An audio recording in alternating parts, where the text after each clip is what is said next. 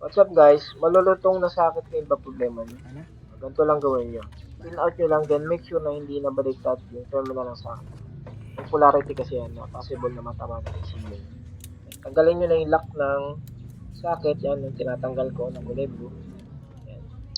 Tapos may pinakalock pa yun doon sa loob. Pero durog na yan eh. Kaya ang gagawin ko dyan mamaya is hugutin ko na lang. Yan. Mas okay sana kung picturean niyo yung yung color coding ng wire para hindi kayo malito.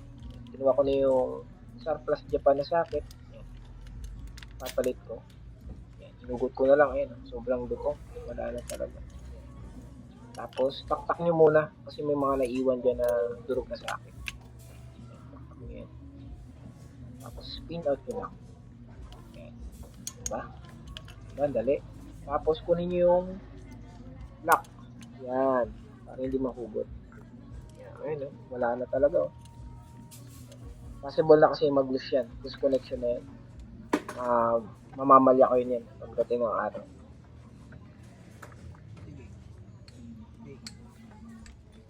Yan. Ito nga pala yung wiring ng sa Plus Japan.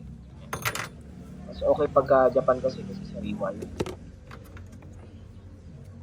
Ang galing yan. Tinatanggal ko. Yan.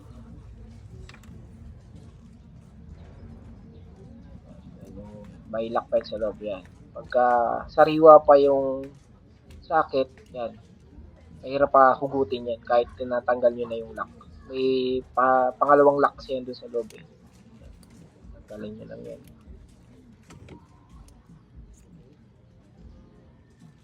Yan.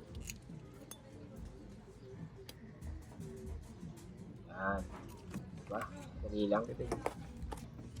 Ang ginamit ko pala dyan, tester light ko na sira. Yan, kasi matulis yan eh. Ano na tayo? Pangatlo na. Hindi ko na video yung una kasi nakalimutan ko na video yan. Yan. Kinuha ko yung bago. Yan. Tapos yung upo dapat ng lock dapat para sa parehas. Para pagka hinugot nyo yung terminal, yan, hugot na oh. Ibig ko ba? Kasi wala na, durog na kasi yung lock. Tapos, ayan. Taktak nyo uli yung mga natitira.